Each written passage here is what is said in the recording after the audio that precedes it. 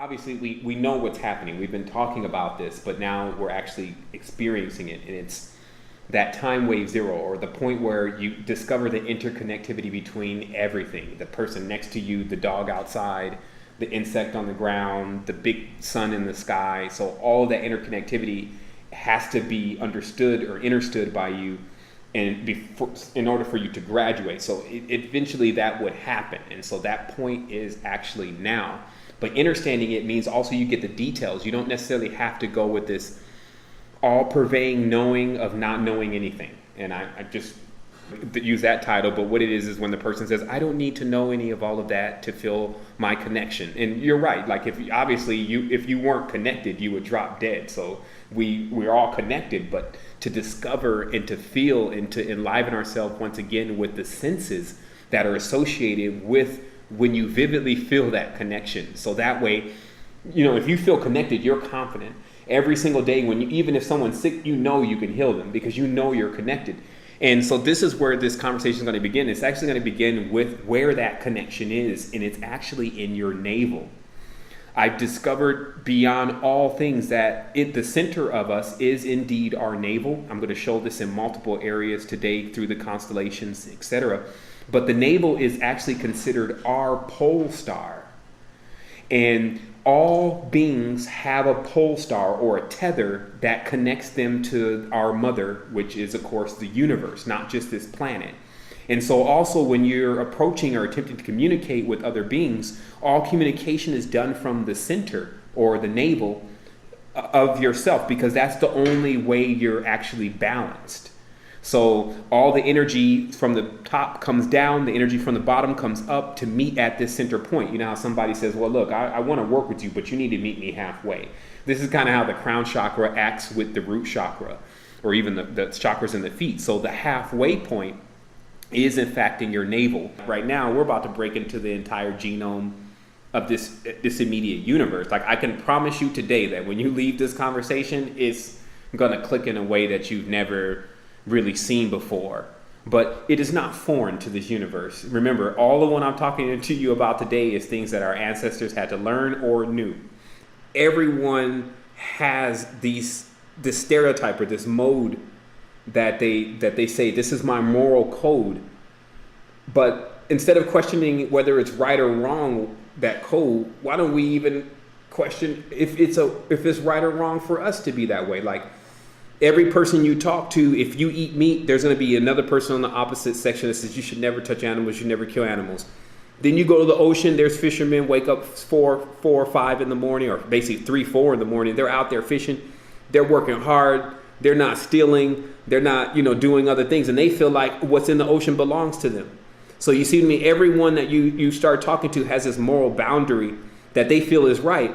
But what we're now looking into is coming even out of that moral boundary, because that moral boundary is like your destiny, what you created to be your destiny, whatever you think your flavor or tone is.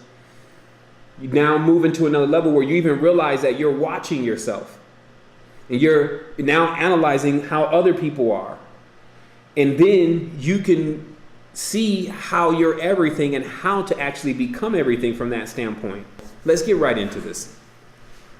Now, the vault of heaven is, well, first it would be important for me to mention once more that the indigenous people, not just indigenous, but any type of people that have been on the earth, always had a high veneration for the stars when they first arrived on the planet.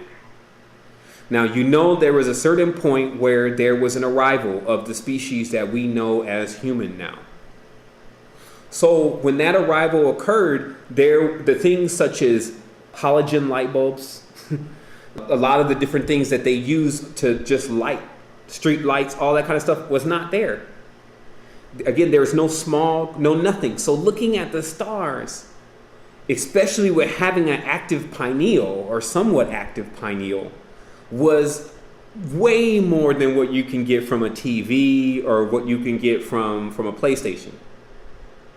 The reality is that even when we were doing, I just call them the DMT trials, where we wanted to see exactly what DMT was and what was behind there. Looking at celestial bodies, especially the sun because of its proximity, caused different effects because the crown chakra was pulling in energy right from those stars. So now imagine the ancients, they're seeing it clear. You don't see it, like I talked about on the show, you don't see the sky every night like the time lapses, on the HD time lapses on Vimeo, where they're showing you the entire sky from the North Pole so you can see everything. So let's go into the body of the ones who first arrived here and how it was so imperative, because there's always been this lost thing going on with the human species, meaning that when a baby arrives, or when something arrives, even when a turtle comes out of the water, it feels for a moment lost. Then it's almost like you're on an island because everything around you is unidentified. Okay, so what I started to see is that the first thing you need to do is almost like protect yourself. Now, man and woman have been in a consistent act of protecting themselves. It's like protect yourself from cold. See, some people say, well, no, that's duality. No, let me let you understand Earth, the gauntlet, what they put you in to make you stronger, the crucible or the cross. The symbol of Earth, every pagan knows, is an equilateral cross. So in here, right, it's cold or hot. There's several extremes going on. So what the whole thing was designed to do was to sharpen you up from every level. So the first thing was we needed close. Second thing was we needed to start planting food and eating food. See, there's a consistent level after, especially, we're just talking about after the deluge, by the way. I'm not talking about Atlantean times where everyone's floating around, Lemurian times where everyone's getting worship. I'm not talking about those times. I'm talking about after the deluge, when we had to start over. Obviously, there was a starting over. Most of us don't even have the knowledge of what our ancient ancestors had. So let's talk again today about what knowledge did they have? The knowledge of the stars. The first language to them was a language from the stars. It's called the Malachim now. Even in the Code of the Matrix, I'm in my dualistic personality, and I'm like, that's because the ancients seem to get together and put a dot to dot with the stars. Those are my exact words. Still not knowing exactly what I'm even saying, but Gnostic at that point. But the dot to dot with the stars is when you have a pineal gland, you actually can see what stars really connect to each other. There's hues. Like if you come to Costa Rica and you look off over the mountain, you'll see there's several different kinds of green. Like several different shades of greens, at least 50 shades of green. So what happens is that in the ancient time, in looking in the stars with, again, a semi-active pineal gland at least, you can see which stars were connected, and they actually made shapes that were very similar to the geometry of many of the animals and the different things that were also on the planet with us. That's how the extraterrestrials, to me, become these insects running around here. Gazelles, different things that have brains, have a lot of the same system that we have, but seem to be only missing probably like one thing, just like chakras or a higher degree of spirit. I even started to see that the only thing that's separating one man or woman from the other is their degree of spirit. Like how much spirit do they actually have inside of them? Not everyone has the same measure of spirit. That's why, of course, Daniel Winter says the whole goal of being here is to grow your spirit. So you have people with almost no spirit, and then you have people that are like filling up the next room with their spirit. So this is a differentiation, even into the animals. When the vessel, like in us, our vessel is our body, but in animals, their vessel is smaller. So that's because the spirit that needs to inhabit that vessel is smaller. It does not need a whale body. But, of course, that would have to make us ask, what is in the whale? What spirit is in there? So now let's talk about the ocean or the sea, which is really the sky. The ancients knew that all of the entities that lived here on the planet with us had some unique intertwining story with us. And not only that, they were us. Ancients only looked at this as what you are now able to view because you've reached this level of your evolution is all your previous stages. And then what they were always waiting on was the next stage, or basically the next update. And that's the foundation to the sun god myth that is also the foundation to the vault in the sky. Now, I want to use a word that's different than myth, because myth means something that's not true in my book. When I hear myth, I always think of it as like Mythbuster, something that's not real. But what I'm telling you is the foundation to what everyone had to anchor to themselves. They were like, look, we need to decide on certain things. This is the ancients. We need to know we're nomadics, so we need to know when to move. We need to know when we have to plant crops. See, they can't play around, because that means the whole village can die. We're over chilling out in Las Vegas, and it's about to be winter on the equinox. You see what I mean? It doesn't add up. So it was very imperative for people first to make star maps for themselves. So to keep going here, okay, so the vault in the sky. Now, I'm going to take it from the top down so that this starts to become very congruent for everyone. Now, the first thing that the ancients noticed, because the planet is on a 20 to 23.5 degree tilt during the year, this is the wobble thing. So because the planet is tilted, there are certain stars that dip below the horizon, meaning that as the sky is rolling across in its precession, certain stars go below the horizon and they don't become visible until the next turn of the cycle. So the ancients automatically referred to that as going to the underworld. It meant that you were still subject to the process of going to the underworld for basically another deluge, to learn another lesson again, so that you can get layered up, ringed up, shielded up, atmosphered up, several minerals, all sorts of experiences. You needed that again. So the universe says, send them back in. But these ancients also noticed that, wait a minute, there are still 3 constellations that never dip below the horizon. So right off the bat, the ancients like, okay, those are the real ones. Those are the ancestors. That's the beginning of us right there. And those constellations happen to be Ursa Major, also known as the Great Bull. It's androgynous. It's not, that's why remember how we went crazy over this bull having horns, and we even found out female bulls can have horns? Okay, it just happens to have a parallel on Earth, but the symbolism was an androgynous bull or bear, mainly the larger mammal. In Egyptian, they use the hippopotamus. But again, this is zoomorphine, because what they're saying is they need a big womb. It's going to be very simple from here for all of us, because when someone comes talking that crazy stuff to you, it's just because they don't understand the symbolism. Then you're going to be able to enlighten them real quick to what the symbolism means. Still, of course, I always let them know there's more potential in this symbolism than has ever been discovered so far. So now new minds get a chance to work on it. But the reality is that a lot of this of what we see in the reality, especially as far as animals like snakes and numbers and all that kind of stuff, have an entirely different meaning than what we've been thinking. And so it's going to be very interesting, because everyone's going to get a chance to come back down to the regular level again. Like, they're going to have to restart. Like 2 days ago, I had to restart. Like I said, someone came in the house, took the computer, left right from next to my bed. But of course, it was a symbolic thing, because I felt like right at that point, because I had figured out everything, I didn't need all that stuff anymore. Like, I just was like, okay, great. And I can start over. I don't have to worry about opening up my computer, then seeing all my old projects, and then wanting to keep finishing those projects, and then burning up all my time and trying to finish them. Now I know I really want to start over, because now I'm going to make sure it's perfect, what I'm saying.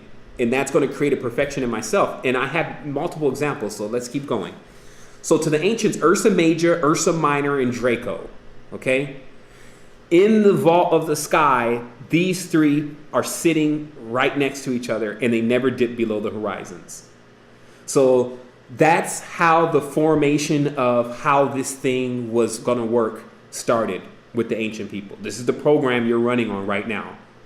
Now, of course, the symbolism is really corrupt now. So when you see Ursa Major, you now only see the bull that Mithras is wrestling, the bull that Merrill Lynch has it there, the bear of Russia. That's all you see now of Ursa Major, because of the corruption of these symbols.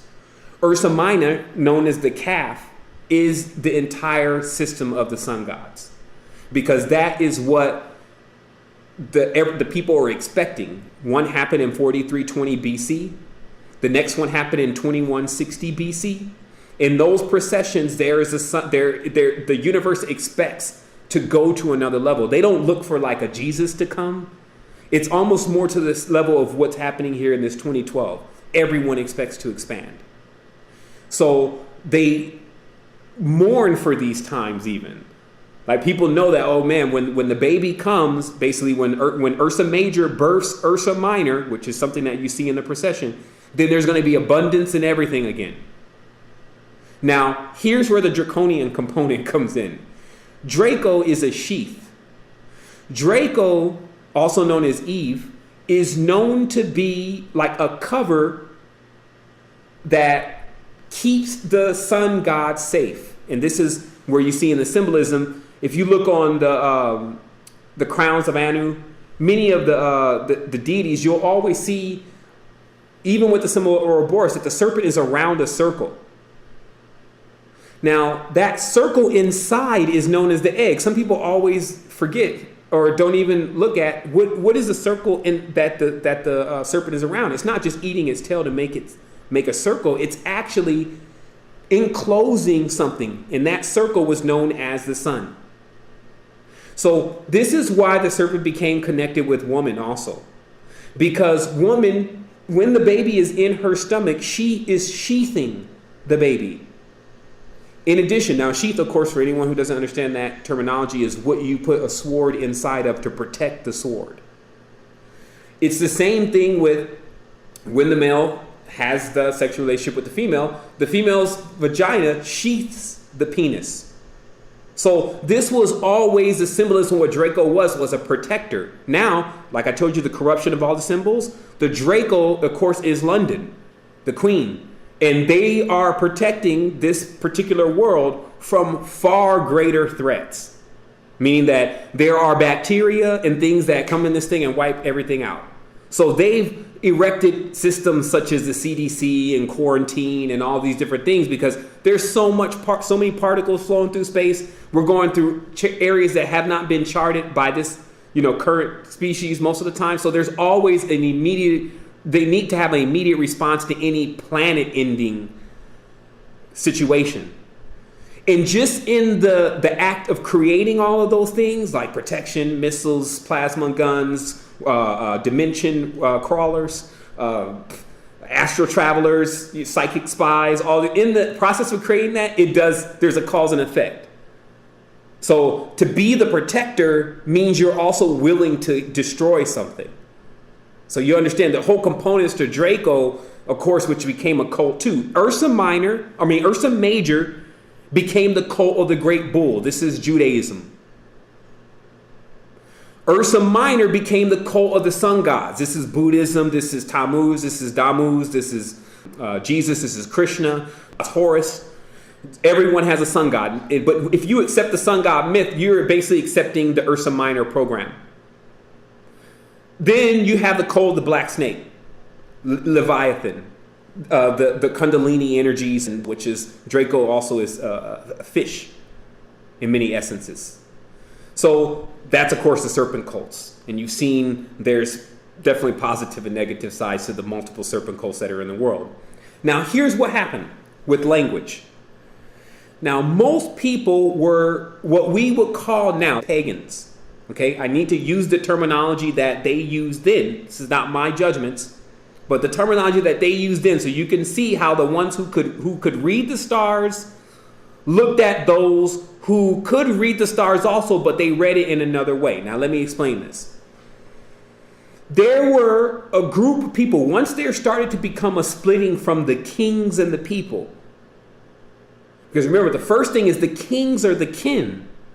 And because all the kings of the world knew the language of the kings, they also knew the language of the stars. So they knew how to guide their people in order to be safe. It was something that was continuously passed down.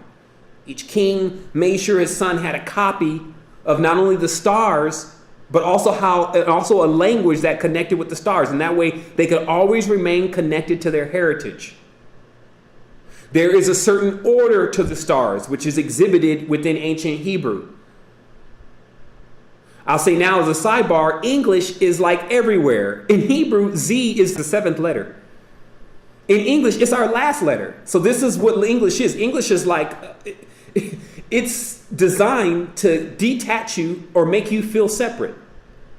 And this is why people that speak English and live in Western cultures feel like they're different than everyone else in the world. And then they even live different. I'm just telling you the pros and cons.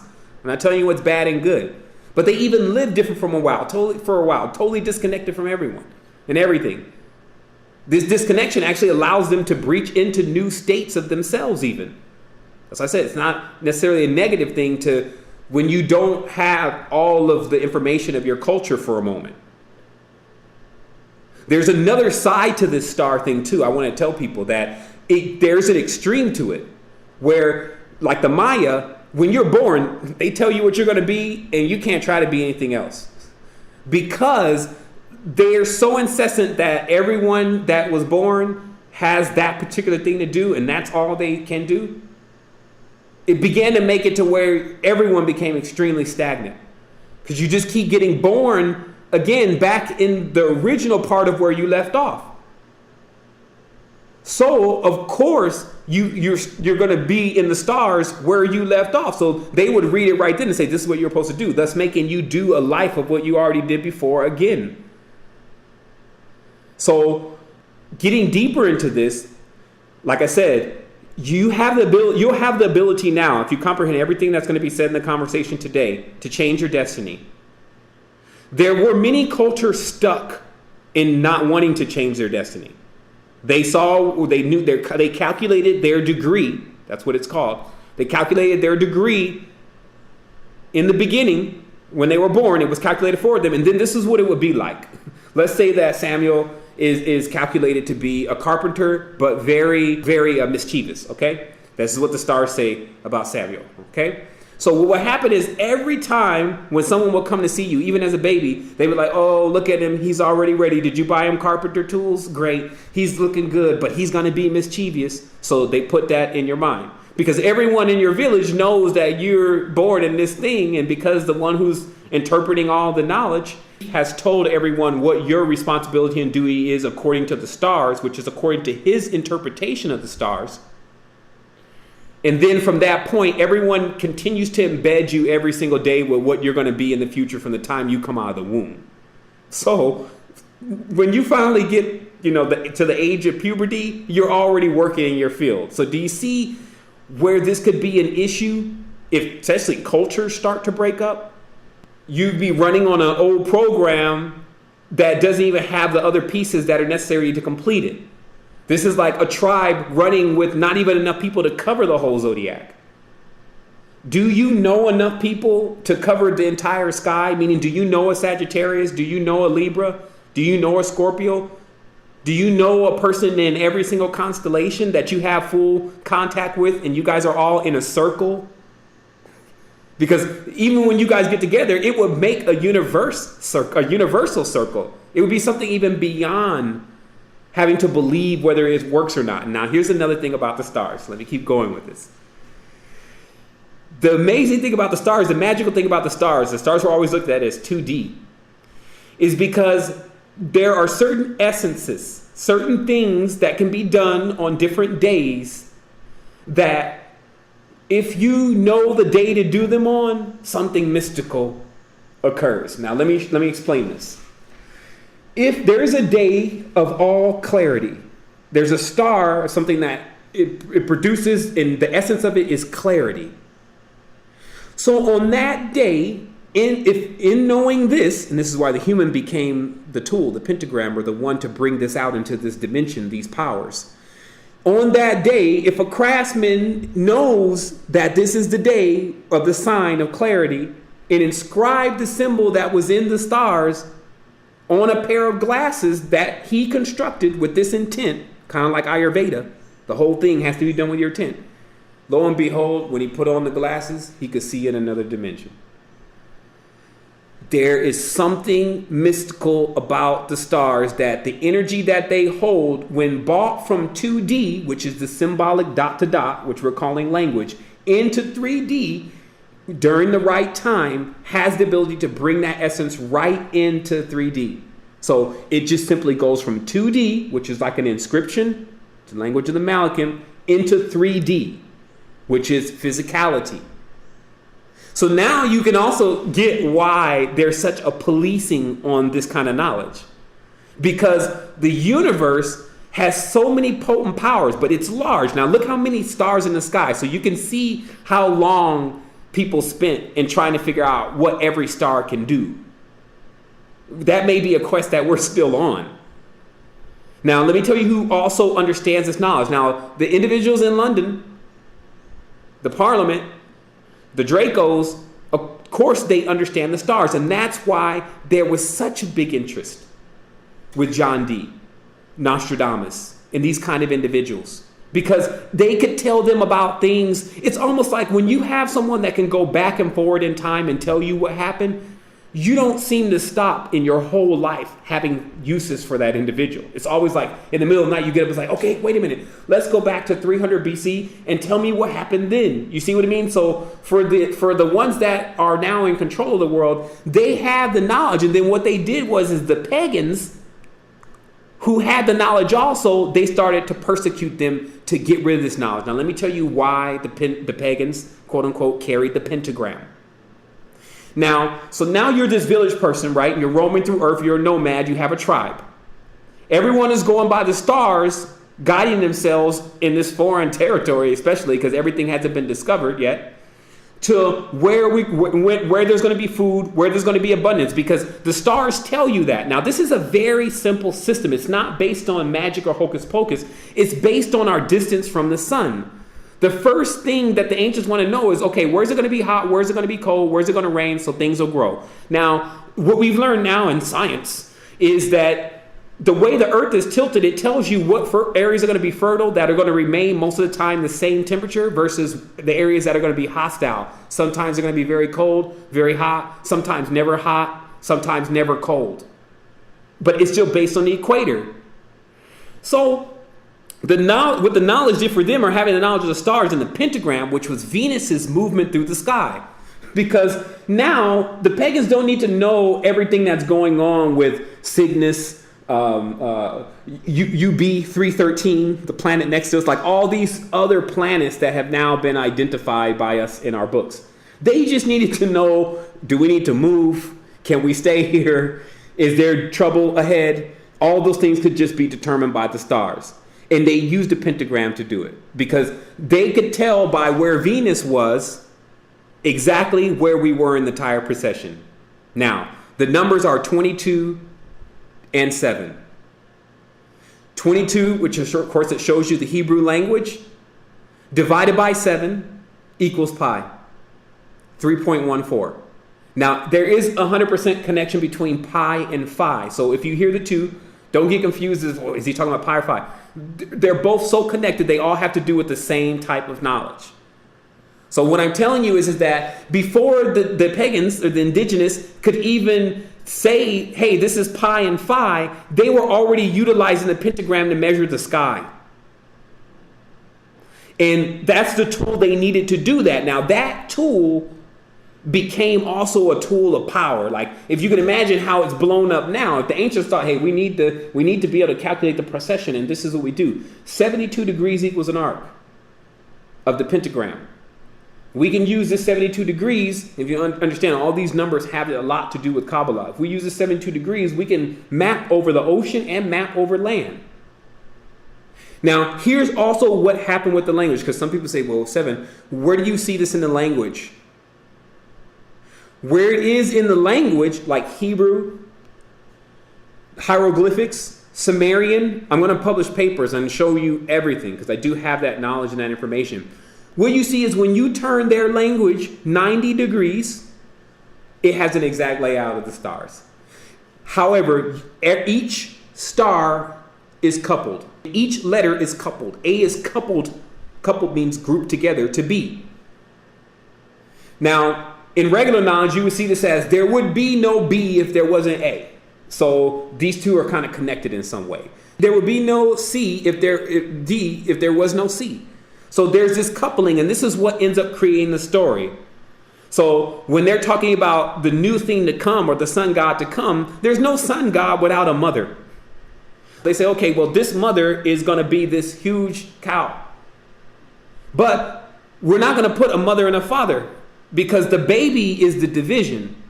We're just going to put an androgynous large animal, and it's going to birth this baby. And then when they paint Anu, the falcon-headed god, he has the sphere. If you notice in the paintings in Dendara, many of the tomb paintings in Senamut, Seti, and Ramses, all these different pyramids have these same astrological inscriptions on the walls of the Egyptians, actually just showing you the complete procession. And then they show Anu with the spear piercing the belly of Ursa Major as if to cut open the belly in order for the womb to bring forth the child. But what they're saying is that the sun cuts up through the ecliptic. Now in Judaism, this is how this is acted out. On a certain day, they take this bull. It must be kosher. It must be perfect. And then they sacrifice it. That to them is known as the sacrifice that must bring forth the sun god. You see, so even their understanding of terminology, because they stole this knowledge from before the Egyptians. It wasn't the Egyptians who just had this. It was before them. So when they came in possession of the knowledge through theft, it began to be corrupted. So this is why today when you get the explanation of what these entities and beings really stand for and what they mean, Draco now becomes a bipedal hybrid interdimensional being rather than a sheath. Now, let me show you why that matters. Because if you don't understand the place to put the animal natures, this is also the self-mastery. Like, remember, we're not animals anymore. We're more than that. That's just what happened. Like, look at the body. It's like now got chakra vehicles on it. You're now reasoning. So you're already in this next phase that I'm speaking of. So, but the responsibilities behind that next phase is actually checking the beast. Because the procession that our ancestors put us through to challenge us is our instinct and how well we can use our instinct's essence and animal energies. Now you can see how if anyone starts to confuse the knowledge, there comes a spiraling of a Kali Yuga, meaning a total stage of darkness. When the birth becomes externalized. Now let's talk about what we're dealing with in the reality right now. Now I told you that to the ancients, they were always waiting on the next segment of the sun god, basically. And the sun god, just as the sun now, pushes out photons of information. Not just a person with sandals walking around about to be crucified, touching and saving a couple people. That's not what we're talking about. We're talking about actually building entire matrices resplendent from photon light. So you can also see where if a person gets a hold of the knowledge, the potential of the knowledge is still within the potential of the individual. This is how the knowledge guides itself and protects itself. So the knowledge has yet to, but now is coming into the hands of individuals with a clean slate in comparison to what Draco has had to be up to in its position in the stars. It's coming into possession of individuals who have the ability to change their position because they're not fixed stars. Now, this is why draconians and snakes and all that connect to trees. Now, a tree is a fixed star. It doesn't move. Tree's not going anywhere tomorrow. So, what tree has to move through its seeds. Tree has made a commitment to do this. Like the bargain between tree and the universe, you may get a chance to hear about when you finally get more mature. But the reality is tree agreed to be here. So what I'm telling you is that the fixed stars are in their place in how they move, though, because of course the fixed stars and trees are not stupid. Snakes are not stupid. Is they move through their seeds. This is called to us pollination. When the wind blows, it carries a seed far. Then, when the seed gets there, it lands itself, sets up foundation, becomes a tree. Then, once it start going other places too, so start sprouting and spreading seeds, so that it can live through those seeds. That's why I was telling you before, what the children were is that we were supposed to live through our children when we departed.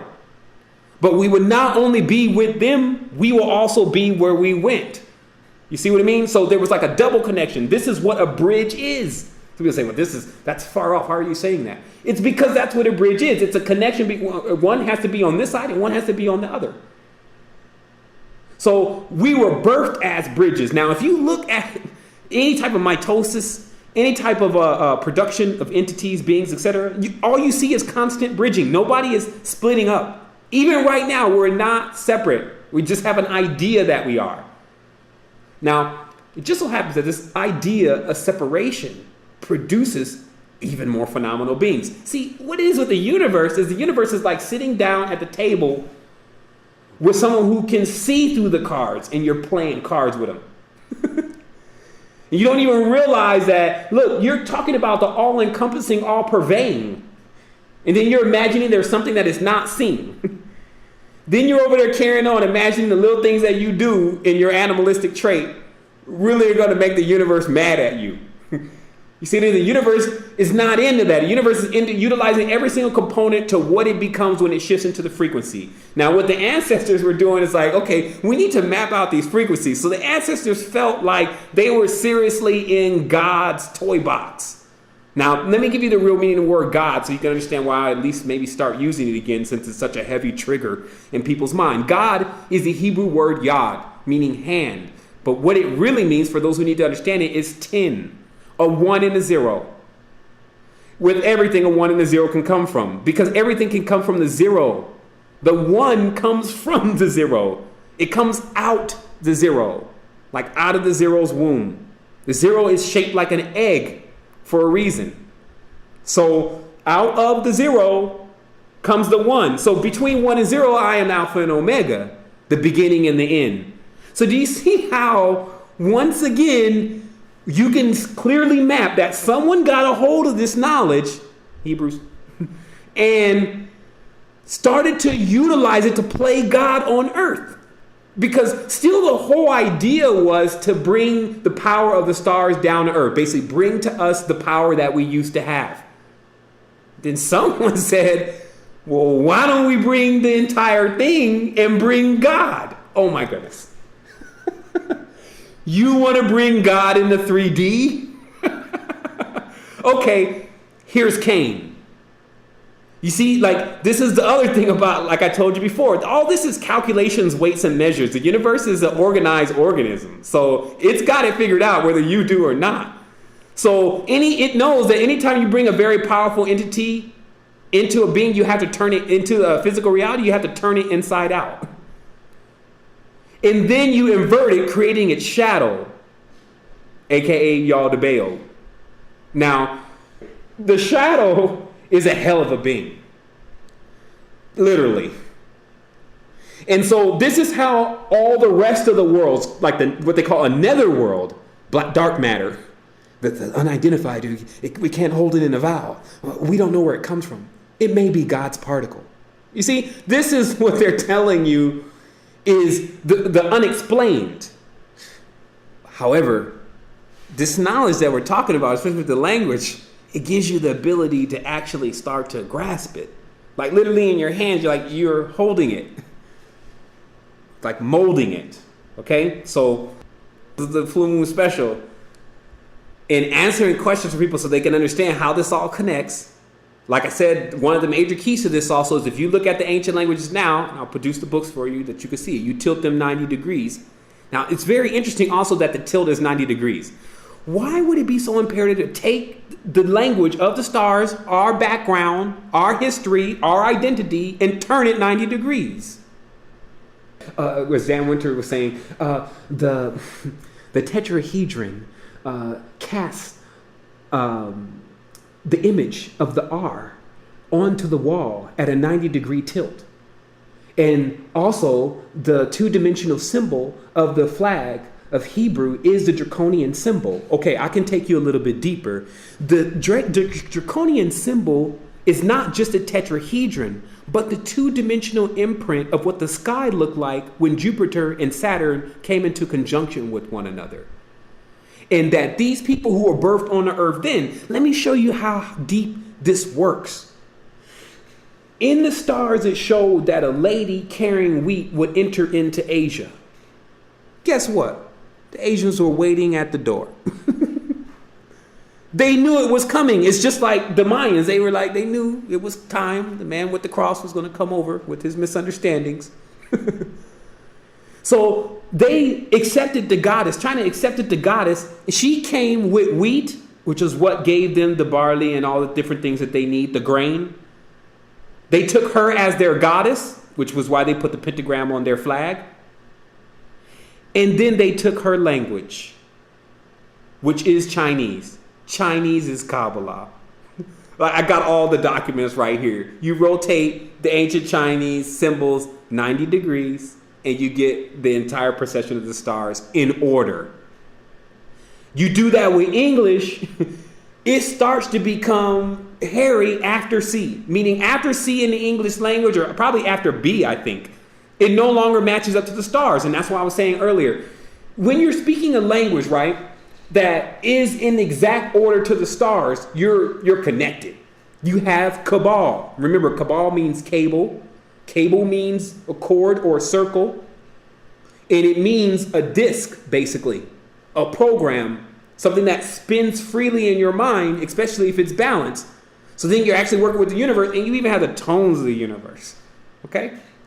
But then you switch, and this is the confusion of language. Like I told you, you're already here after they blew this. So we have to fix it now. But when the confusion of speech that they talk about in the Bible happened, whoever the perpetrator is, took everyone off of the language that was perfectly matched up with the stars and introduced some hogwash babble. Then had people speaking things into existence that created nothing. So thus, people became like nothing. Boring lives. No longer were the triumphs of the human species sung throughout the universe. Activated human, come on. Everything they do is on point. So this is now why there was this reign of darkness, because the darkness is over. Now it has to bathe in the full spectrum light. You come with the knowledge already. They can't tell you anything. Like tell them to rotate it 90 degrees and take a look at it again. Go to Sinamut. Go to your masters. Go in their temples. Go to Seti, Ramses, and Pindanlope. Like I said, the Ramses temples in Dindara. Go to Angkor Wat. You'll find the entire procession drawn out in the sky. And these folks think they're just paintings of the gods. All it is they show you the exact procession because that's all that meant anything to these people, because it was almost everything. The reason why I say almost is because, remember, there's some type of still stagnancy with superstition overload. But the reality is, if you know how it's going to really play out, then you actually have the potential in order to even make it do something else. You have the calculations. And this is now another thing now. Let's talk about Nautics. Let's talk about the Vikings. Okay? They come over. 6 kings under Dagobert. Acting like they're the only ones in the know. But what they're in possession of is that compass, which is a 72-degree piece of a pentagram. Okay? And they're charting themselves by the stars. Because if you can calculate the arc, which is what they teach you in nautics, you can lay a 2-dimensional map down on your desk in your ship and start doing the calculations with 72 degrees equals a day, and actually figure out every single thing of where you're going, where you are, where there may be more things. Like, they think they're using this equipment now. Let me show you something. They think they're using this equipment now to tell us where the gold and where all these mineral deposits really are and stuff like that. Man, that's just giving humans something to do. The gold and the mineral deposits are exactly in the same places that they've always been, because the constellation of the gold and the minerals, when it gets to the lineup, which is, again, last one, 4320, the next one, 2160. These numbers don't move, by the way, in something specific. They're calculations. Maybe this one is 2012. When that happens, once it locks up in place, standing stones are in place. Meaning that everyone likes the Stonehenge, so we'll talk about that. But the major thing is rivers such as the Nile lining up perfectly with the Milky Way. Mountain ranges lining perfectly up to the places that they correspond to. And the other reality to all of this is that this happens every year. mind you. Different days, but every year there's a lineup. And if you understood how to participate in yourself, all is self, every day, on that day, you can easily center yourself that day and gain in your next mission. Birth your child. You see, what I'm actually trying to allow people to access is even beyond the constellation itself, which was the child. That's all that they were really looking for. They understood all of this after a while. They're like, okay, looks like the same procession is going to happen. It's year after year. It's in the sky. So what can we ever expect that's new? Oh, we know what's new. It's the sun. And so they waited for that. And that's why they took so much care of their children, because it happened every time a person had a baby. Because this entire map, let's look at it now even deeper. This entire map of the sky is also the map of you. So there's a Taurus inside of your body. Maybe they call it the torso. I don't know. There's a Draco on the man's body. You can find it if you really are looking for it. So your body was a map of the constellation too. So when the sun was born, the only thing also written in the sky was the exact process of how a woman and a man come together, and then how the baby comes into the world. And, there's all these different things the baby must learn, these different wows of the world that it was going to have to go through. And here's now even where the universe gets into it. Because I'm going to say, well, the universe is doing the same thing. How's it interested in that? Well, it's because that depending on where you're born, when you're thrown into it, it's always going to produce something different from you. You're going to produce a different kind of child. When I'm saying a child also, I'm not necessarily talking about a physical baby. I'm talking about your creations. Because what this is about, like I told you again, the language of the stars and things are also about creating and bringing things into 3D. Manifestation. So you see the multiple symbolism. Like I told you, Venus connected with the pentagram, but the pentagram is connected with the mouth. Venus is connected with the mouth of desire. It means you have to ask for what you want.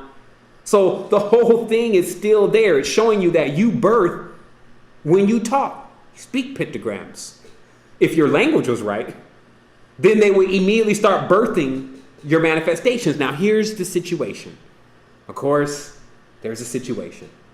There's individuals that are, of course, in possession of the knowledge, and all they keep bringing out is imperfect pentagrams. They seem to be fascinated with the Necronomicon. To bring perfection in this world actually means the end of their particular role. That's the other thing. Understand, when you take a role and you say, I want to become this, don't be surprised if the universe makes you that. This is the other thing. There were some people say, I want to be Draco, king of the earth. Done. Now you understand the whole burden of having to stay awake at every single moment, because as king of the earth, wow, you need to understand what you just signed up for. There is a lot of stuff here to actually rule over, king. And we're going to watch how overall it's not the best thing to do. There should be no king over anyone. But anyone who wants to take that role, you will take it as a burden. And that's why in the beginning of the movie of The Queen, I think it's called The Queen, 2009, it says, heavy is the head that wears the crown. Because in reality, there's no rest.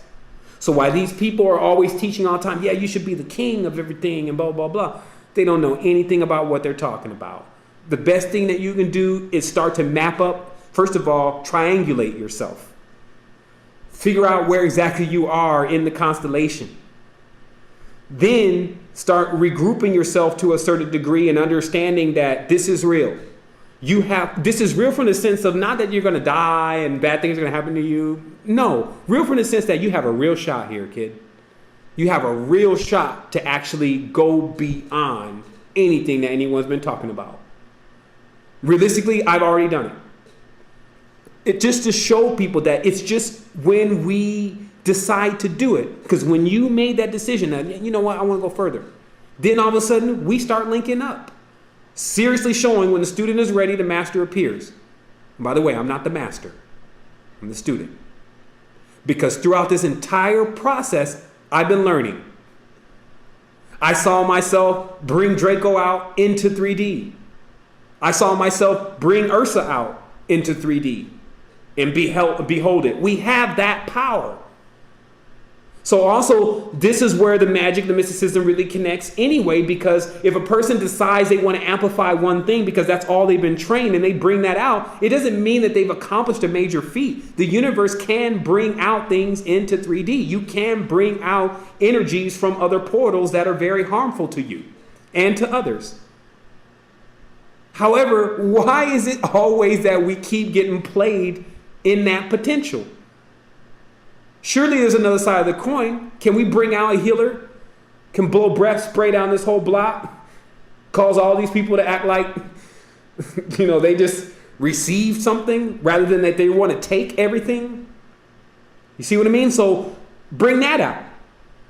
And that's what we're getting into now. Now, here's another thing how you know it's going to happen. We wouldn't even have got this far. There's something about the universe and how things are working now is that it wants us to know. It's nothing that I'm doing. I could have known 3 years ago. They could have said, type me on a shirt, like, look, man, you just passed the language of the Malachim. I used the language of the Malachim about 8 years ago. Saw that, the passing of the river, the other languages, the back of the Keys of Solomon. But they don't mean anything to you. That's why there's another level to this knowledge, if you didn't notice. Just because you have Enochian, you know the Enochian script right there, you may even know how to say the words, it doesn't mean it can do anything unless you understand it. This is the frustration also of the controllers, by the way. The ones who stole the knowledge but still can't understand how it works. Actually, they finally got to the conclusion that it doesn't work because they're using it. That was their big revelation. The experiment itself, all ethereal energies are guided by the individual's mind that is in possession of them. And it can pierce all the way through cellular level, meaning it can see all the way who you really are. It works to better you, though. So what I'm saying is that all the knowledge can see into the deepest levels of you, parts that you're blind to right now of yourself. But it wants the best for you. It sends you the best teachers. It sent Earth. It sent these trees. It sent a lot of things. It sent that air. So there's an interest. And all I say is that the reason why the interest exists is not the same reason why people have interest on Earth. Like people have interest on Earth because they're going to get something out of it. The universe is interested because you're their children. You see what I mean? It's like, it's another level. It's an instinct. It's not something that you question. It's not something that you have to do. You feel like you're burdened by it. It's something that you do because you know you do that. This is what I do. Some people say, this is what I do. I really know how to do this. This is how the universe works. It knows how to do this. It's not feeling the stress and the problems of expanding us. If anything, we'll feel that. And then it'll serve to increase and strengthen us more. So this is it. Like I said, if you want to get some more of the knowledge and understand exactly how things work or who people are, because now you can see, especially in some of these glyphs, where there's the act of piercing the bull. So this means that there's an act of, because the bull is the matrix itself, there's an act of always doing harmful things or cleaving the womb, trying to get out. Man building bombs, man and woman. There was women scientists in there too, building bombs and trying to discover things because they don't understand completely where they are. They're searching for more understanding of it. And guess what? Always be searching. There's always a deeper level of all of this information. There's a surface. The highest surface is 2D. When it comes to you in the symbol, it's almost hidden at that point. Someone shows you a pentagram, it's hidden to anyone who does not know about Phi and implosion, Abrak, the Sumerian kings, the inverted ones, the pentagram, Samael, Venus. You see, it doesn't make any sense. It's just a star. And now, even if you go and ask them, they'll tell you. It's like you say, hey, do you know what this pentagram means? Just a person in the mall. They're just wearing it on their shirt or something. They're like, a star? So that's it. So the symbol is the two-dimensional emblem. It remains hidden within its interpretation. And then when one can interpret all the symbols, though, because all symbols can be pasted onto the sky, and they mean something. And then they mean exactly the essence of the constellation in which they're pasted upon. So again, the conclusion of this, to understand the ancients that had to use the stars to guide themselves, is to understand that they didn't need to know language the way that we know language today. They could not retain language the way we retain language today. They simplified it. So now if I went to an ancient Persian and say, yo, Libra's in conjunction with Scorpio, let's go. It's time, the major awakening has arrived. You would know what I was talking about. Today, if I say to someone, Virgo's in conjunction with Jupiter, I don't even think this is a good time to invest. Now they're like, what are you, a witch or something? You see what I mean? So this is where all of that comes from. All the different hate, all the lost knowledge, all the misinterpretations, all the zoomorphications with the animals now being brought out into 3D by man's own inventions of his mind, concentrating his energy on bringing things out that have nothing to do with our expansion, but everything to do with our foundation. So remember how the universe keeps getting paid, because if we keep bringing out our foundation, that only means we'll get more firmer. Let them bring out Draco if they want to. Watch how the human starts to respond. So David Icke, he bought him out. Putting in everyone's mind, even some of the most powerful minds, that there's another race on the planet actually mastering over us.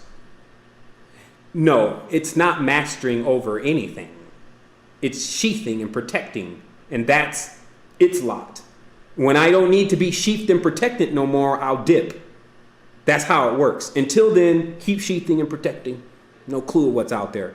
You see what I mean? Like, you have to understand each pieces. That's why the Pharaoh, you see him with the serpent on the crown. But if you notice on that serpent, behind it, there is a circle, meaning that it's protecting just the egg, nothing more. Serpent's not running anything any more than human would be running anything. You see what I mean? Especially not as much as human is running anything. But when we take the symbolism, we start to confuse the symbolism, which again already happened. We bring this symbolism out externally and fall down and worship it. Look at the sun god got brought down into the external reality, into a picture, and we fell down as a race. Races of people fell down, worship themselves. It's just a process that we're all going through. To move beyond it is to understand what's real. What is real? And to find what is real, it's written in the stars. It's what happens. It's not something that just started because you got here, et cetera, et cetera. The planet, they keep giving numbers 80 billion years. Obviously, this is a cycle. I had a dream the other morning, and it seemed to last at least 3 days, but it was only 5 minutes. So this is what I'm talking about. Your map. You get the languages. You see the connectivity. You don't even have to go and learn the language. You can go to the picture glyph after that. Go look at the actual two-dimensional imprint that the ancestors left to show you the procession. Then all of the externalized monsters are quelled right at that point. Again, you realize who Dagon is, the fish god, Capricorn, the goat. You realize all of who these beings are. And whether another individual chose to bring him in 3D or not still has nothing to do with the major picture. As you can see, it's a very active time to get this, because, well, just go ahead, because like in the beginning of Zeitgeist, I'll say this last thing also. Remember what gave Zeitgeist so much steam? And this is what I'm just talking to everyone on this line, man, because you all have something to do. Like there's something phenomenal you can do. Instantly you start to feel the current that's associated with when you start to reveal this kind of knowledge. Because look at what Zeitgeist did. In the beginning, the main thing that really made people keep watching Zeitgeist is they showed just one part of the solar myth. That the entire dates and everything that were corresponding with Christmas and all that stuff with Jesus was astrological. After that, people were like shocked. Look, notice how these were the same pagans that knew everything about the symbols, but because of the oppression, they don't know anything about the symbols. So anytime they show one thing, like there's more than one Messiah and it's all dates and things in the sky, they're like, man, this person must know everything. Then they sit down and watch, only to be backdoored in the Venus Project, which is what the Zeitgeist movement ended up boiling themselves down to. Branson even stepped in, Mr. Virgin himself. So the same individuals keep shortcoming humanity's progress. So what we do is we send out more individuals into the world in a brute force. Meaning that if it can't get handled because Avatar needs to come, and the Avatar is like one person, and he's stuck in Guam somewhere, in a palace, maybe. You bring out multiple people everywhere with Avatar status, the ability to activate, the ability to understand the stars, the ability to understand where they are, to understand the symbolism that they got trapped in also. That's another big thing. Many people are headlong going in the wrong direction with how they interpret the symbolism and how they've set up energies into their lives to be their God. Like, this is the main thing about worshiping the stars and being misled by the stars. Now, this is what was a term that was actually used. Misled by the stars, meaning that if you don't know what you're doing with the compass in 72 degrees and the mathematics of the tetrahedron, 144, 22 divided by 7, the phi, and the golden mean, the ratials, and the actual curve or the arc that's on the vesica, if you don't know what that even is, if you touch this stuff and then imagine you're going to go predict something to someone, watch out. Because what happens is if you think you're right and you happen to be wrong, you're about to bring something out that is distorted or incorrect. This means that when you predict to someone now, oh yeah, I know everything about the stars, or I have this connection, I'm a channeler. And then you predict to someone and you're not using the tools that were given to us by our ancestors, which is how you calculate the sky. It's not a maybe. It has to be exact. Because guess what? If the reason why the ancestors use the calculations in perfection about where they want to go is because it could cost everyone their life, or at least a lot of time. We got Zumbatwe high on the ayahuasca over here, deciding that he wants to calculate the stars for us, but does not know anything about the sextant and the compasses and the symbols that the fathers left to us. He calculates that we're supposed to be going to Shasta at this point. We all freeze and die in Shasta. You see what I mean? It happens. So this is why the system was universal. That way someone can go check what Umbatwe was saying. And be like, okay, wait a minute. I think you made a mathematical error because it may have been the ayahuasca, but I'm not hating you or anything. But look right here. There was a path we were supposed to take. And if we take that if we get there and it's not enough time, then we won't make it. You see what I mean? So all these things cost us our lives. So this is why everyone became really serious at first about making sure they got this right. Now there's a huge margin for error.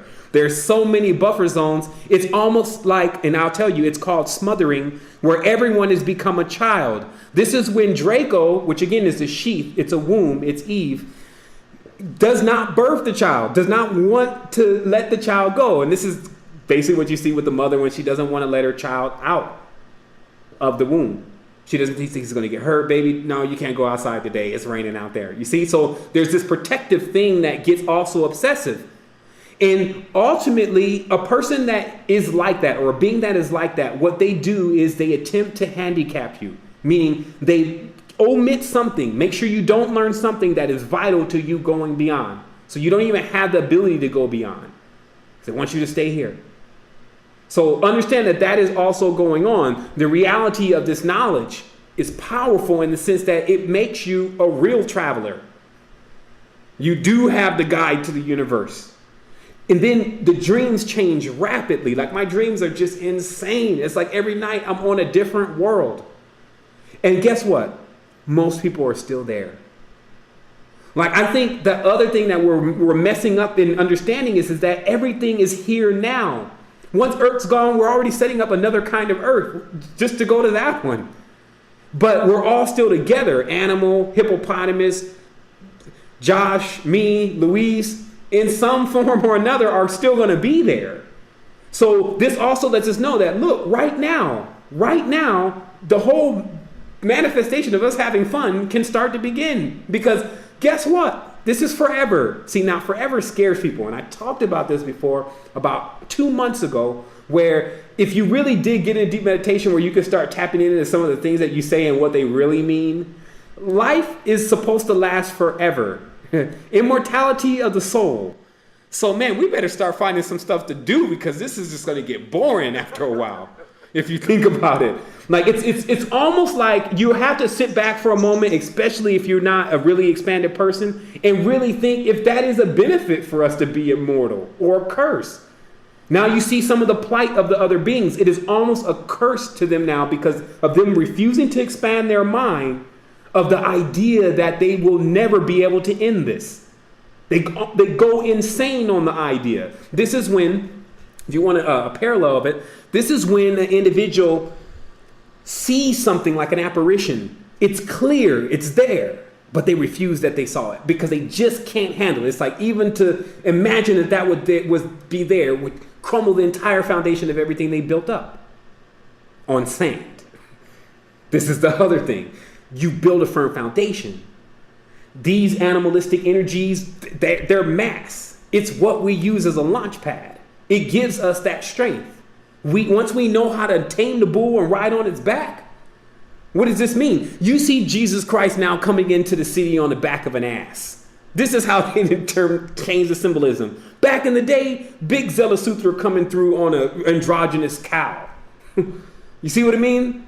Or actually something like a buffalo. So this is how mankind is weakened, is that the symbolism is taken from its original state and then put in its domesticated state. Hello, I'm like dropping the real knowledge right now. The domesticated state of the symbolism. First is Uru, big horns, the whole nine, big womb, about to birth a strong child to guide humanity into the next level.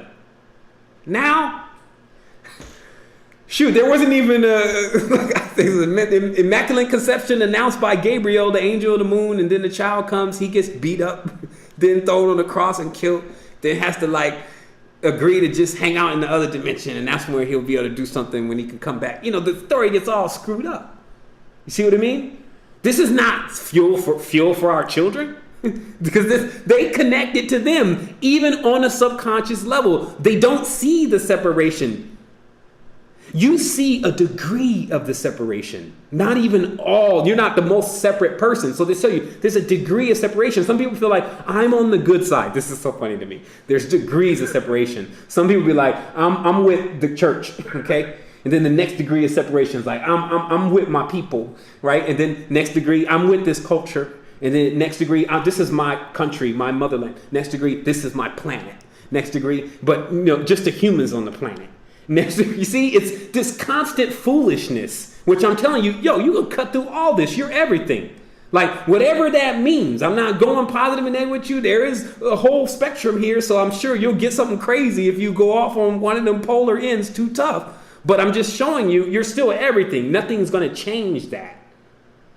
So the navel, that's your communication center. But serious, from here, from your center, what's up?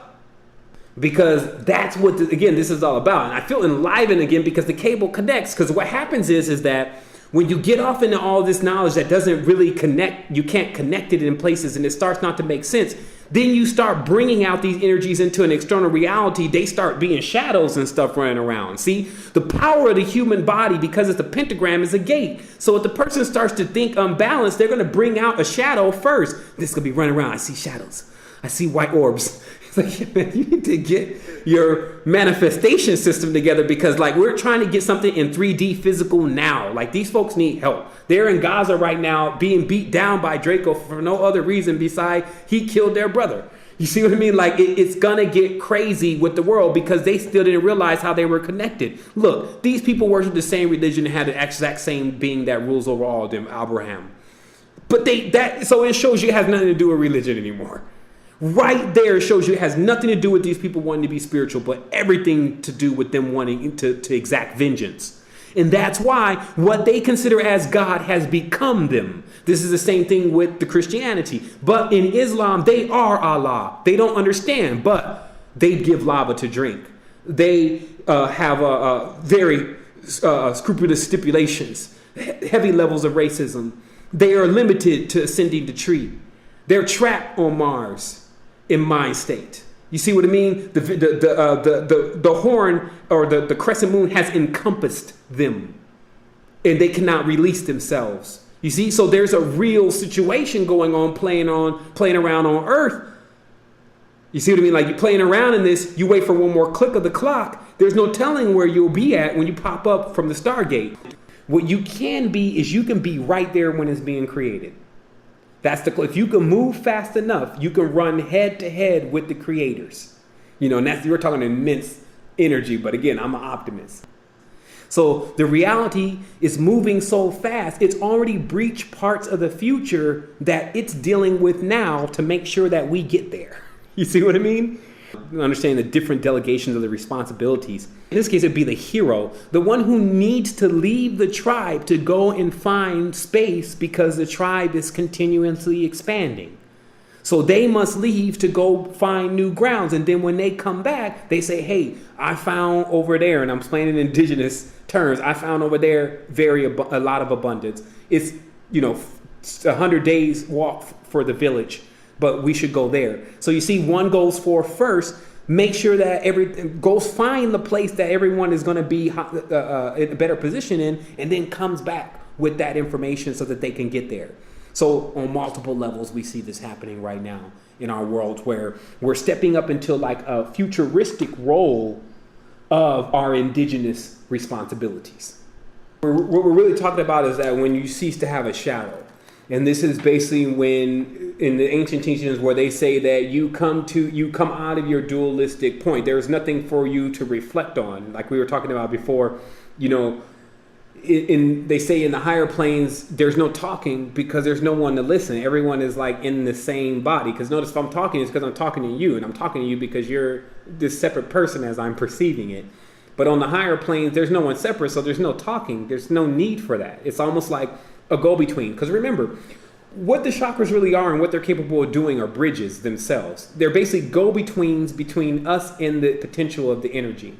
But every single go-between is a delay. That's why chakras are connected to time. So if we were using our what's called the clear line, it would be instantaneous. So the energy would have no hindrance. It cannot be held in a physical reality, by the way. So what is placed over this kind of potential of energy is a governor. The governor is the body. Then, as the body is put together, you see the chakra centers are calculated to be able to release the potential of the being in a timely manner. When this happens, though, because this is a being of light, the delay now, since you have to, now be hindered to learn the potential of your energy, creates a shadow. It creates basically a smear of who you are. So, because of our intelligence, a smear of who you are would be intelligent too. You see what I mean? It's not like we're these dumb beings, we don't have, and nobody ever put any thought into create us. We don't have no shadow. See what I mean? What's happening is that we're so intelligent, we even have a shadow. Because we're like, hey, there's supposed to be a reflection of me. Now, how this works because now you have these individuals using the same word to explain the same thing. Like, is it the shadow or is it the demon? So what I just explained to you first is I explained to you the metaphysical metaphor for what the shadow is. Now, if I went from cultural standings, they'll tell you that you are a hyperdimensional being, and thus you have an entity that exists on every single level, mainly three. The higher state or the oversoul, the state of how you are in physicality on earth, your presence, and also your shadow or your netherworld correspondence as your ground. So when you embrace your shadow according to these terms, that means you actually embrace your past. Or your past no longer becomes what you feel like is your stumbling block, or the bad part about you, or basically your darkness and what made you not perfect, and all of this weird stuff that keeps being concocted as individuals continue to try to understand the abyss, which is what? Trying to understand self. So what the shadow really is in the terminology and getting in touch with the shadow is actually to finally know the truth, which is that there's no separation. Then the shadow ceases to exist. So thus, everything that corresponds with the shadow, because the shadow is also seen as separate, it's also seen as dark, all that no longer ceases to exist in the person's mind. This will also have a lot to do with them coming to terms with understanding the place of the shadow world or the nether world and all the entities and energies, especially the way we explain them, that exist there. So there doesn't become this incessant hate to destroy everything in the netherworld, because then you start realizing you'll actually kick out the, for better lack of words, the ass end of the entire structure that you're standing on. And again, so how, when it comes into our physical reality, because there's individuals in possession of this knowledge and they use it in the reality, they choose to utilize the masses as their foundation to building everything. Who's building all the buildings? Who's building all the machines? Who's running all the machines? The masses. The more information you have about a person, the easier it is to track what they're going to do next. So now do you see from the stars, not just from Facebook. So now do you see why it is so imperative also for them to know what we're doing at every single moment? It's not just they want to follow us around and, they want to oppress us. It's a whole nother thing. In understanding the stars, they must understand us and why we do what we do. But now we're in a state of a specimen then. People experimenting on us. And that's why this whole story is pushed about, humanity being an experiment, humanity being created and engineered to do work for higher beings. We don't have to be created and engineered to do that. That's what we're doing anyway. Even the ones that created, if there was other beings that created the human to do that, they were also doing that too. The moment you take a breath, you're doing it. Because a person gets the information one piece at a time, it changes how they feel and think about things for that moment. So if you're told that you were creation by higher beings in order to assist them in mining and developing things, some people may say, well, that means I'm a slave.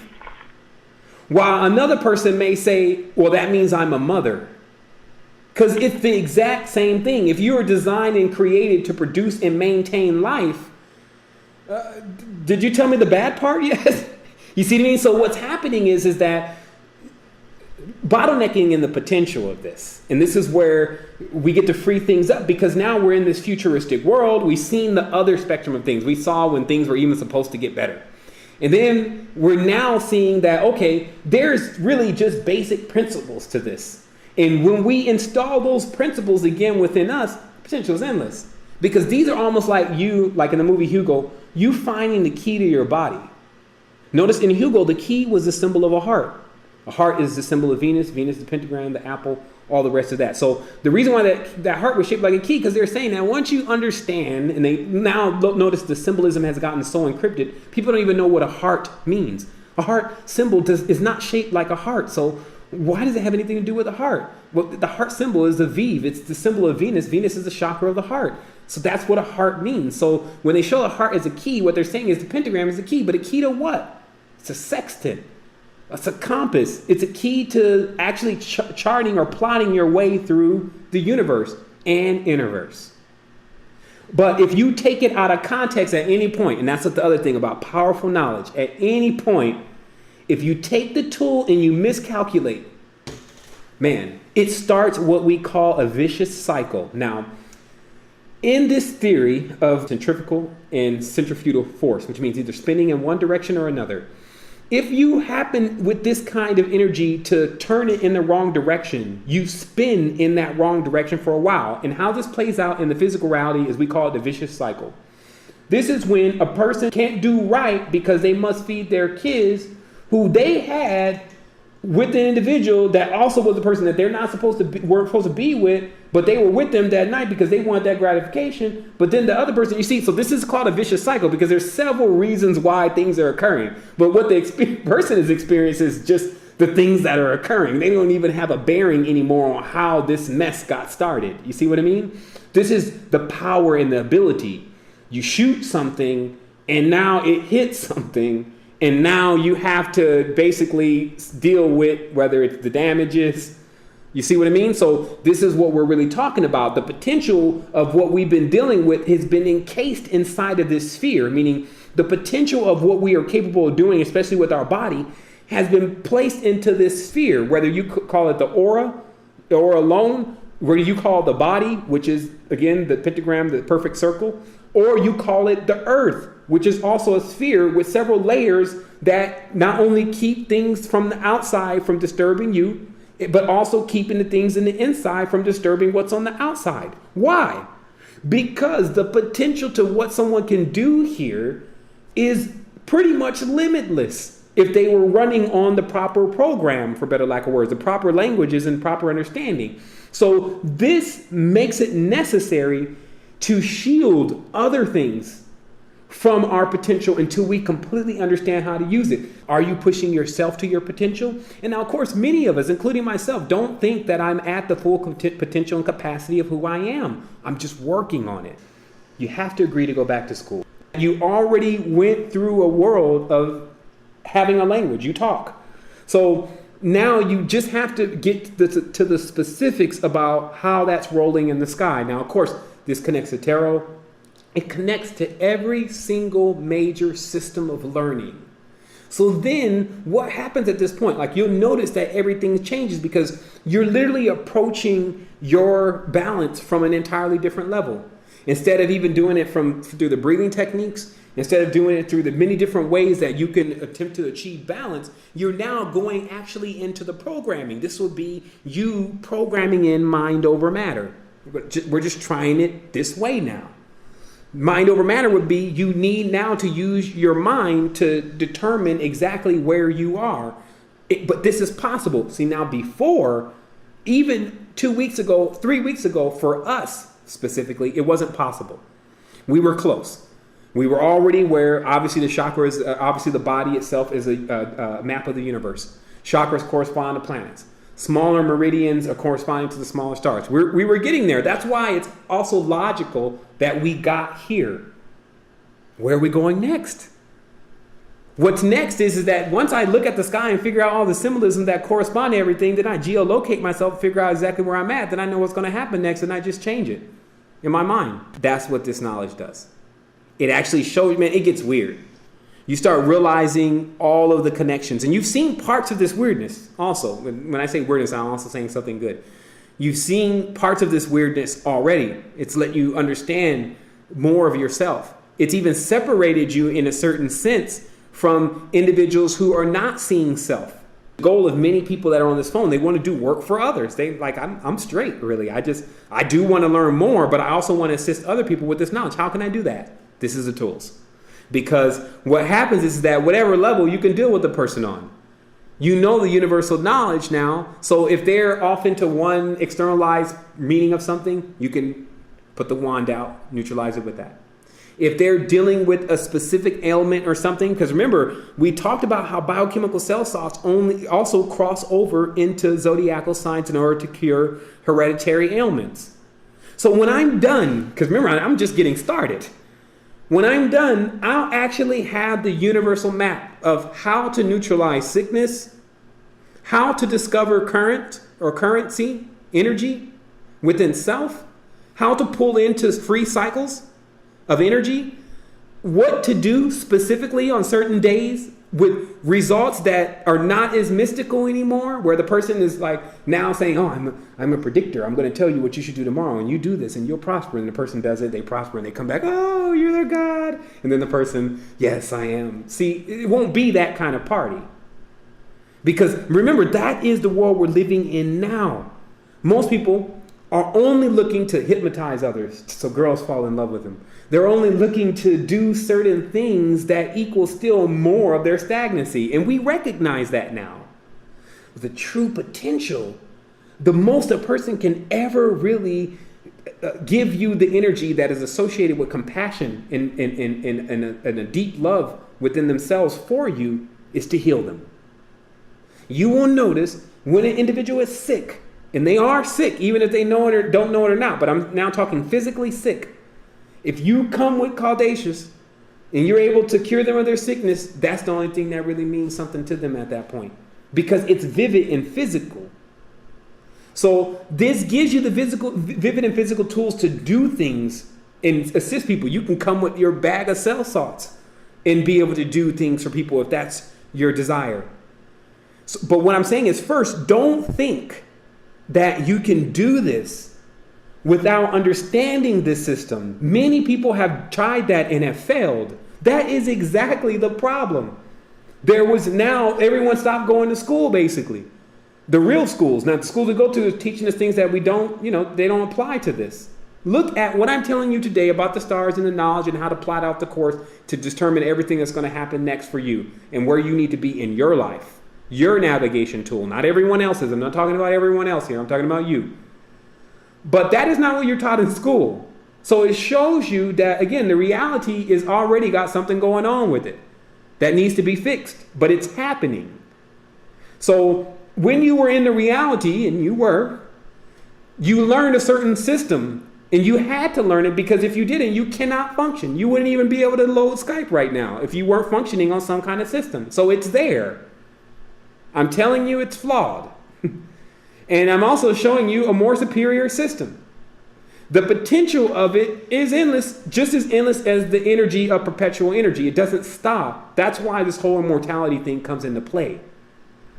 Because just like we were talking about, it's already happening now, but you're in this perception that it's not.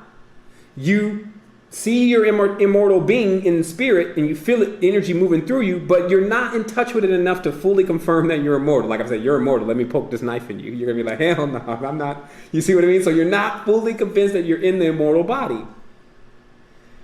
This starts to uncover why, beyond the shadow of doubt, you're in the immortal being. And you are the immortal child. Every tree or every seed has to be put through the minerals in the soil and all these different things in order to really grow up into a tree. So this is the minerals in the soil, the seeds. Where does this elements and essence come from? I'll show you in science. It comes from the stars. They show you that this kind of stuff, these debris and these chemicals, they blow all over Earth, and they even fertilize things themselves, and they later on become certain minerals and compounds, etc. So will not language do the same thing? Is that not the fertilization of your mind then? Of course it is. So would not finding the correct language actually make the mind more fertile and abundant? Of course it will. Have we been using the right language? No, sir. It has not been happening. This English language is completely designed to keep a person separate and disconnected and feeling weird. This is why it's being taught to everyone in the world. And I'll get it mapped out to the T. If I make it a life quest, I'll do it. But how it works is, just to explain it very simple, is that when you go to A to B, remember A and B are coupled. So then when you go to C and D, it swings around to C and D. If you understand what's going on in the constellation, I'm using the English language here, but it swings around to C and D. It doesn't just go into the same direction. It may go back into another direction. But you'll watch this in the sky. So this is how they determine that there is an order to these symbols. It's not A, B, C, D, E, F, G. Like, that's out of order. G is the third letter. You see what I mean? So what I'm showing you is that this is why there's such a heavy level of confusion with everyone, is because their language is put in a specific order that is probably evoking a different kind of energy that is foreign to them. Meaning that, now let's say you plotted this all out. You looked on in the Hebrew, and you went from Aleph to the last letter, and then you drew it all out in the stars, and you will see the perfect cycle of the procession. That's your first part of the project. Now, let's say you take English language, which has obviously more letters, so now you need to figure out what are the correspondence to those letters in Hebrew, and then you find them, but you still lay English out in the exact same order that it is in, but you switch it to Hebrew letters. Then you take that and you plot it out onto the same map that you did with the ancient Hebrew language, and see what procession it's making. And what you'll probably notice through this is that the procession is only going through constellations that are out of order. Meaning that you go through Aleph first, so they at least make sure you get birthed. That's why they call it alphabet, because the only important letters are alpha and beta. Okay? The mother and the child is what A and B are. To them, everything else comes from that. So C, D, E, F, G, H, I, J, K, all that is now the plotting procession of the program that they want to make you think you've been through. And actually, no, you went to Cygnus first. Then we'll make them go to Cygnus first and get this energy. This was how it would kind of come out. We'll make them go to Cygnus first and get this energy. Then we'll send them to Draco next. And then actually, we'll send them to Draco 2 times to make them think that Draco is the king constellation. Then we'll send them to Cassiopeia and let them see the hardships.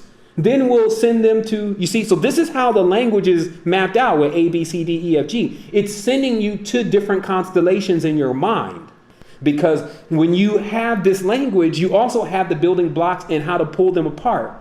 You cut laser then, meaning you actually design your reality with the proper tool you need to be using.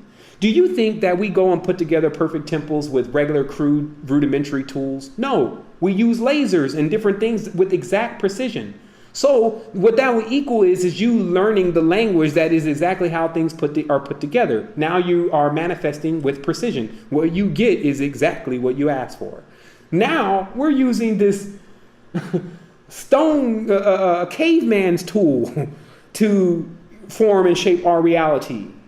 And so we can only be surprised. We cannot be surprised why most of the time it comes out in unexpectation, confusion, etc. because it's not a circle. It's a plotted out course through the constellations in the order that they want you to go to equal a certain level of your growth. Now, what did the Germans say? Give us a child and we can turn him into any kind of man. What they mean is that the baby is highly affected by the language that the baby learns. When I'm talking about a constellation switch, when you're living in the same house in the same place for a long time, you're in that constellation. I'm not saying that it's a positive or negative thing, but remember, you're in a specific constellation. When you start to move around a lot and you're building up a lot of energy, you'll notice you're on the plane, you're going different places, stuff like that is happening because you're doing constellation switches. This is almost like an initiation in itself. You're going into another constellation's energy in order to gain the essence, knowledge, information of that constellation.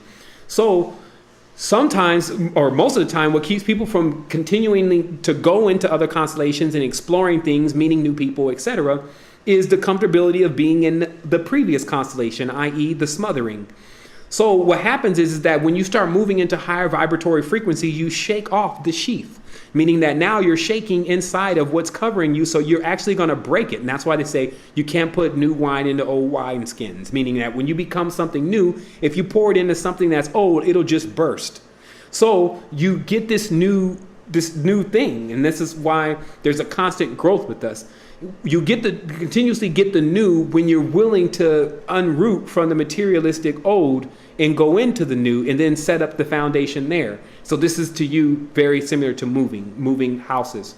So moving physical houses is like moving houses in the constellation. So sometimes the things that promote us to do that, to promote us even to move into other parts of our body, are that Uranus type or Uranus type action, meaning Uranus is the planet tied into unexpected things. The reality is that the unexpected things that occur are actually to basically uproot you from this current situation that you've become settled or the sediment of, and move you into new things. Now, notice there's, in everything I've talked about, there is a constant swing between whether this is good and bad for you in most people's mind. Like some people say, well, I thought you said you're supposed to be grounded. Why would you be trying to uproot to go somewhere else, to learn something else? Once you're grounded in something, that means you know it.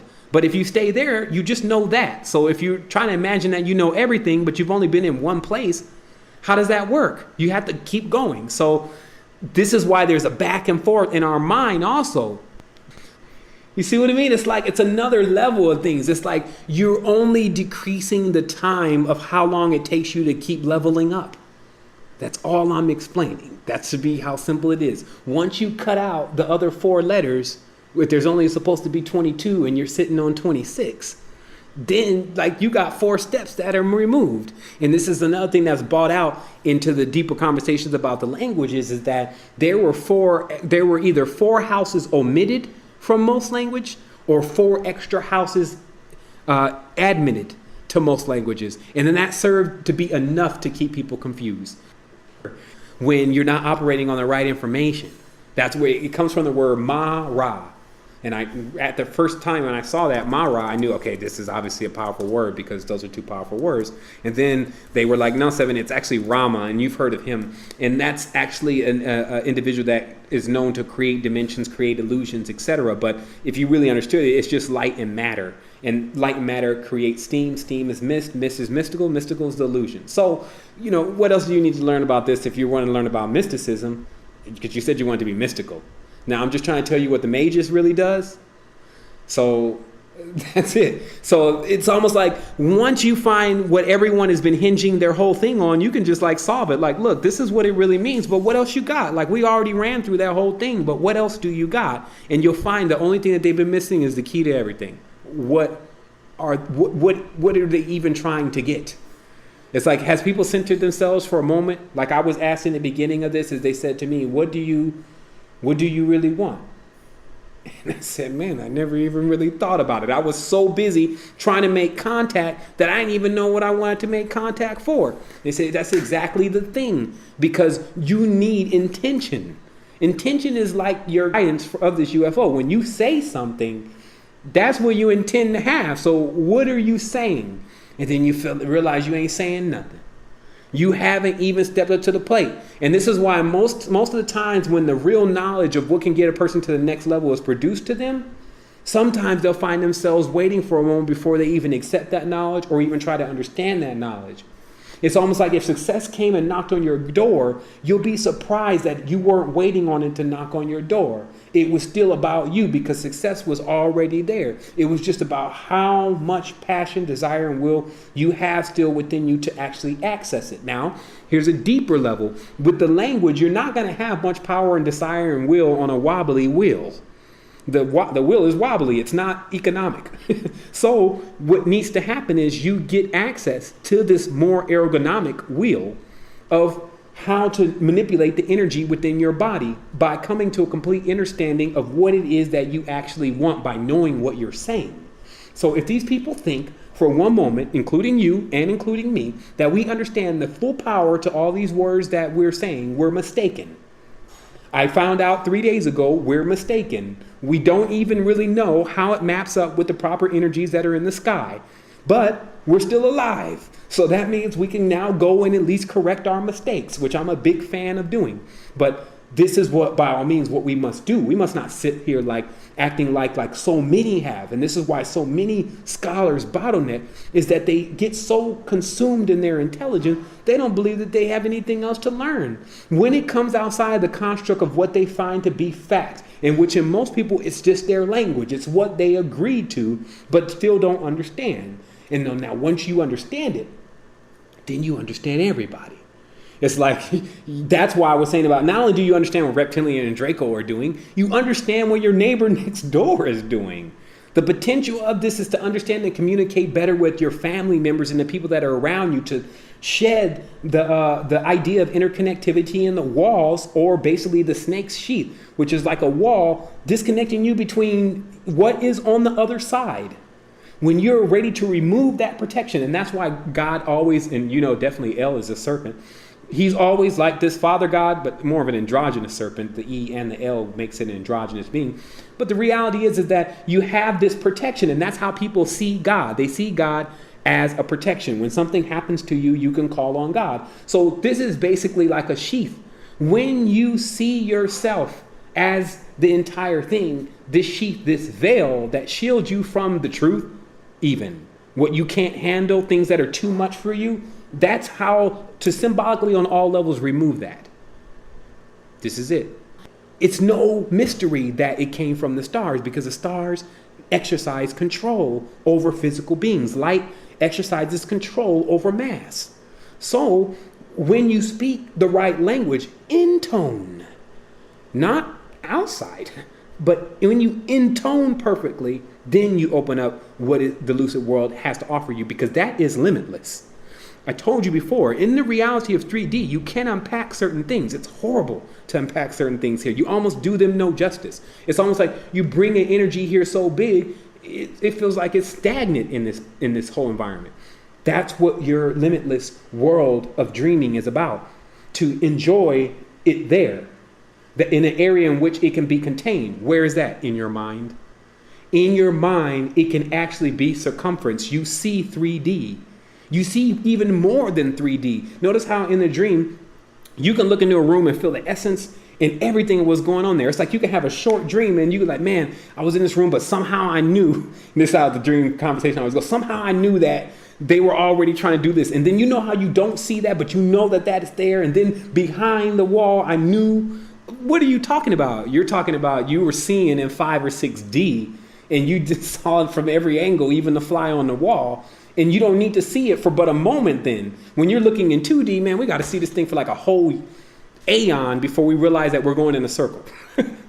Really, like literally, we have to sit in here 25,000 something years for us to realize we're actually going in a circle. Let's cut down the time. It's more efficient. All the energy that you're producing within your lower centers actually really push the higher centers to their full potential. And this will then reflect in the reality is when this reality can start utilizing the masses of people and get them all working on the grand design of steering this world into where in universe and where it needs to go.